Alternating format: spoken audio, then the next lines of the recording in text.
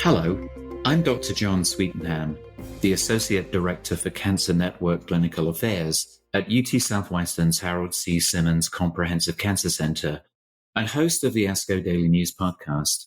Today, we're going to be discussing a streamlined real-world clinical trial from the Southwest Oncology Group, which is S2302, also known as the Pragmatica-Lung trial.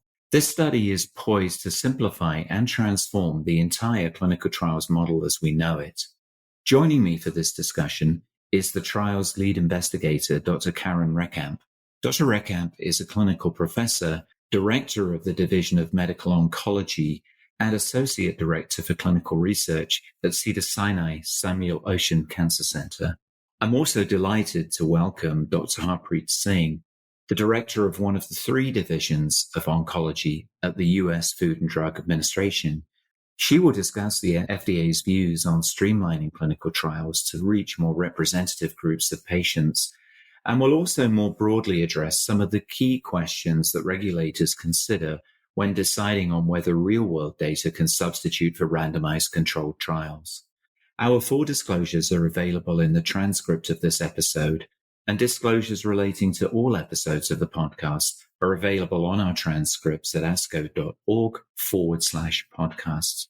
Dr. Reckamp and Dr. Singh, it's a great pleasure to have you on the podcast today. Thank you for having us. Sure. Dr. Reckamp, I'm going to start with you, if I may, and ask if you could give us some background on S2302, the Pragmatica-Lung trial for non-small cell lung cancer. Sure. So the Pragmatica-Lung trial really started with the sub-study from LungMap, which was called S1800A. And it was a randomized phase 2 trial that evaluated pembrolizumab and ramucirumab versus standard of care for patients who had previously received chemotherapy and immunotherapy with advanced non-small cell lung cancer and had had disease progression. And in this phase 2 trial, we found that there was an improvement in overall survival with a hazard ratio of 0.69 and survival of 14.5 months for pembrolizumab and ramucirumab and 11.6 months for standard of care. And with that, we have again, randomized phase 2 trial, but the study was small. And so trying to think about how to move this to the next level to get phase 3 data, we started thinking about how to do this in a way that would reduce kind of the timelines and potentially move this treatment to patients more quickly than standard registrational randomized phase 3 trials. And that's kind of where S2302 and Pragmatica-Lung started. So can you tell us in a little more detail how the dramatically streamlined pragmatic design of this trial is going to hopefully simplify trial design and trial conduct in the future beyond non-small cell lung cancer? So I think the important piece of this, and we have Dr. Singh here to speak to the FDA part, but this has been a partnership with the FDA and CTEP. Really, our goal was to try and find a way to run trials in a more streamlined way. One of our colleagues at CTEP during this process said, if this is not making you uncomfortable, then you're not doing it right.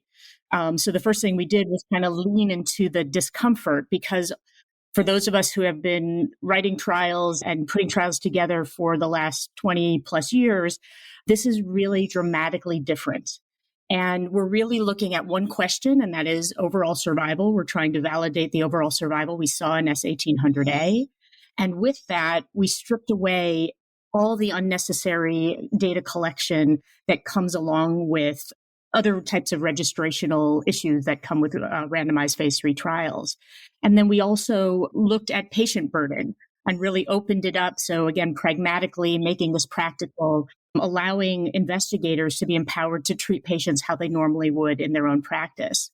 And so moving forward, again, for types of trials where we have drugs that the toxicity profiles are well known, they're used in practice, but using novel combinations for a subset of patients who have limited treatment options available, this could really change the paradigm moving forward for these types of trials in multiple diseases.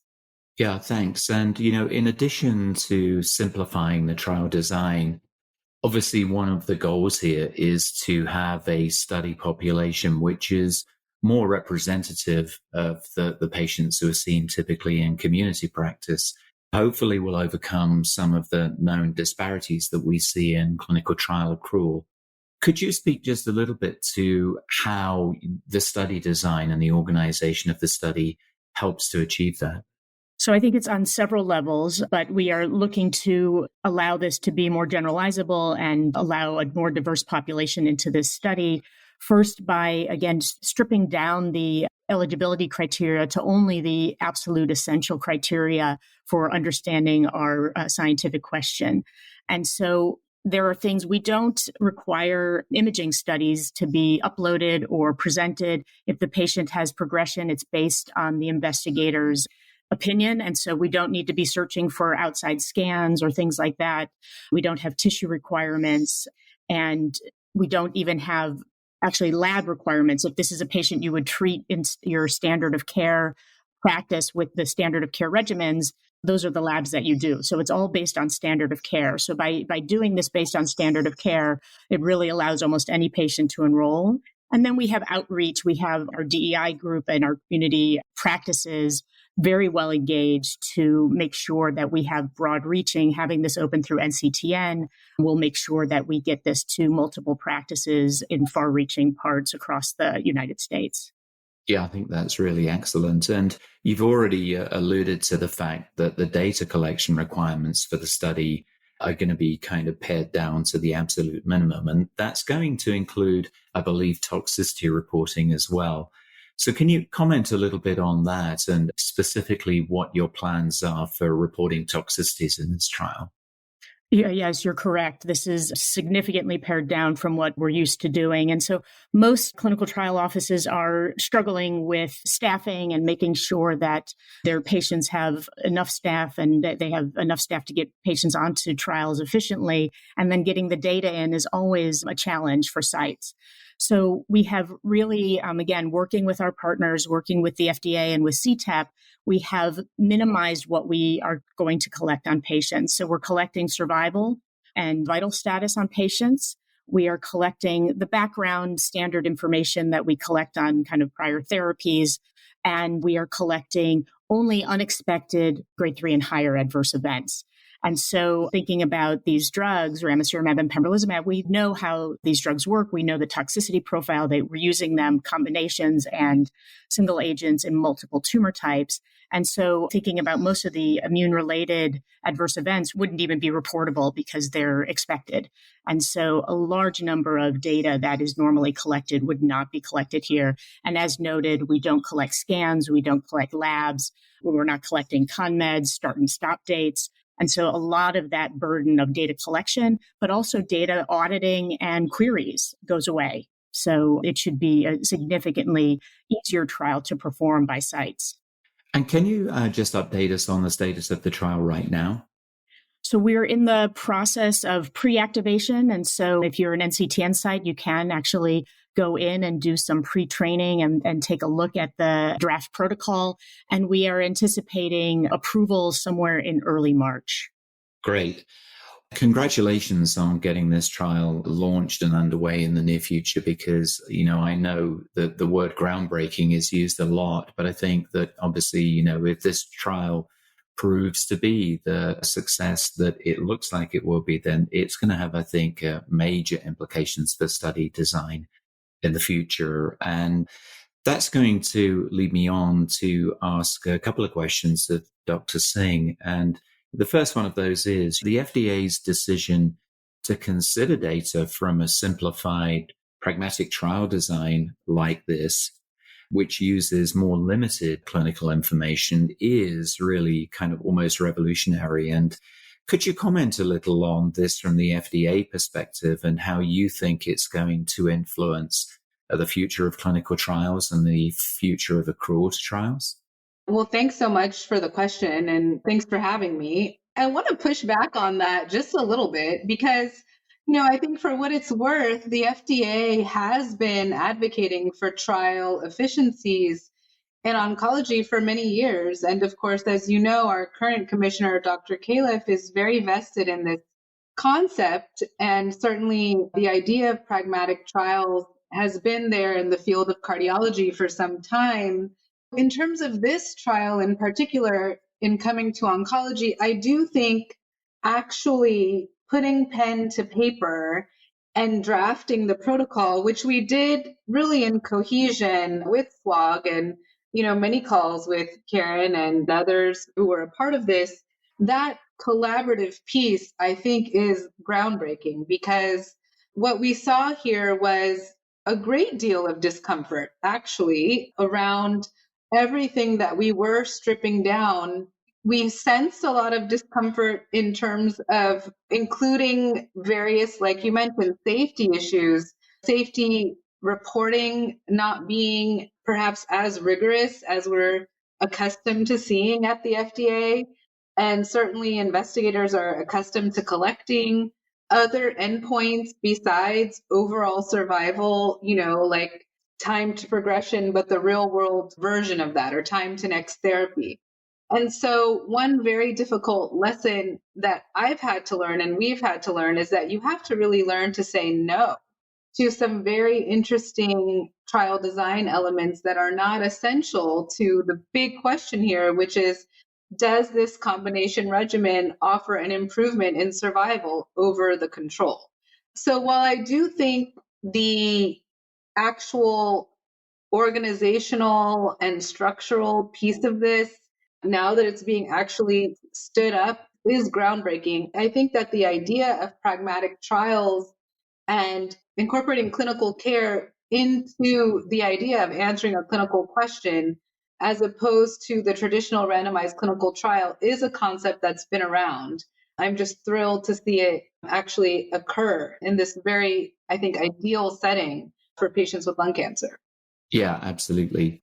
I want to broaden the scope of what we're discussing here just a little bit, perhaps to talk a little more about the quote unquote real world and real world data. More real world data is being considered in regulatory decision making. And one of the questions I have, again, from an FDA perspective, is that, everyone still, I think, regards randomized controlled trials as the gold standard for evaluating efficacy, if not effectiveness, of various interventions.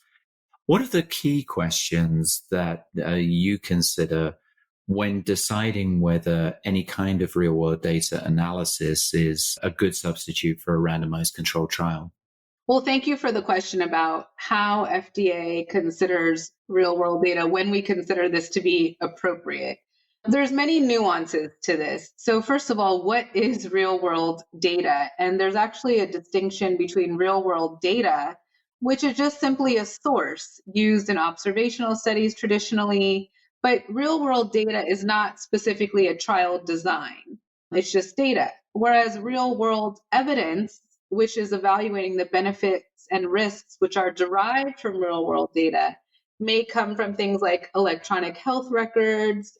It's not an either or. So, for example, in a pragmatic trial, you could use a blended approach where you have some components of real-world data or real-world practice, which we may consider kind of part of real-world data, but while retaining some elements of randomized controlled trials. So I think when FDA considers real-world evidence, so I'll say that instead of data, it usually would be a source like a very high quality registry or data obtained through very well-designed observational studies. And this would be in settings of perhaps super rare diseases in which randomization is either not feasible, or in some cases where you may have preliminary data which suggests that randomization is not ethical. But we agree with the general idea that the gold standard is randomization. And that's what I love about this pragmatic trial, is that you are retaining the benefit of randomization while bringing pragmatic elements in, bringing the trial to patients, and really incorporating clinical practice into the trial, as opposed to the reverse, where you're having patients enrolled on a traditional trial where the visits are outside of routine. Thanks for drawing that distinction between real world evidence and real world data, because I think, the two expressions are sometimes used a little carelessly, as maybe I just did. But, certainly one of the things that I've observed over the last several years since we started to incorporate real world data or real world evidence into our kind of oncology lexicon is that real world data has been used in a fairly relaxed, let's say, way. And certainly any relatively small series which has been registry based or retrospective, there's been a tendency to use this term called real world data, which personally I've certainly seen applied to patients who are undergoing very intensive therapies such as CAR T. And, certainly when I look at the patient characteristics in those elements of so-called real-world data, it's a long way from the real world that I'm familiar with in my own practice. And so I do think that the term has been used very loosely, and your point about real-world evidence is a really important one, I think. People are still questioning whether real-world evidence in oncology is truly valid. And I think to some extent you've already answered that question. Do you think that there are mistakes and pitfalls that investigators can avoid when they're looking at real-world evidence? Sure. I mean, I think the first maybe point of clarification is, are we looking at this evidence to support use of an oncology drug in clinical practice, or are you an investigator looking to bring real-world evidence to the FDA for drug approval? But either way, no matter what scenario you're in, I think the first question you must ask yourself is this data fit for purpose? And what does that actually mean, fit for purpose? And I think it goes to things like, are the patients well matched? So there's this very complex process, but the concept is not complex, of propensity score matching, which our statisticians do for us beautifully. But this idea of, are the patients in this data set that you're looking at, because it's just a collection of data, right? How relevant is it to the patient in front of you? So is there some sort of matching that's going on in terms of patient characteristics? After that, you have to ask yourself about this kind of array of epidemiologic biases that are inherent in non-randomized comparisons. Like, is this contemporaneous data? So if this data set came from a group of patients who started their therapy, this goes to the idea of index date, okay, start of therapy, has the standard of care changed? Has supportive care become increasingly better? Obviously, the answer to that is yes. And so if you have these contemporaneous mismatches, then can you actually really rely on this real world data or evidence, either one, as you're applying it to your patient? So I think if it's for regulatory purposes, certainly you could avoid many mistakes by coming to the FDA early and often, which we always recommend.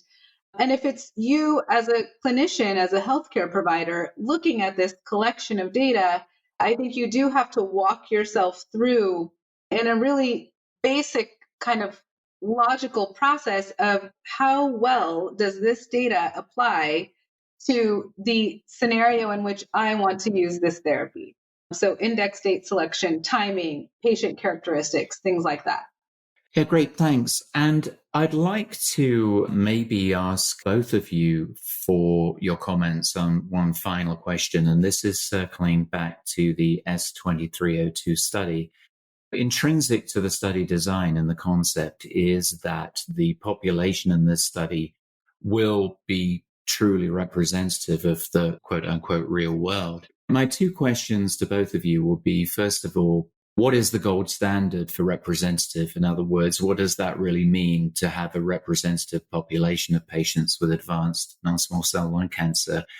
And secondly, do you have any safeguards in place in the course of the study design to make sure that that study population doesn't get skewed in some way so that it becomes unrepresentative of the real world? So, Dr. Reckamp, maybe I can start with you and ask you for your comments about that. Thank you. I think that's a very good question and something that we grappled with as we designed this study and really did keep coming back to that.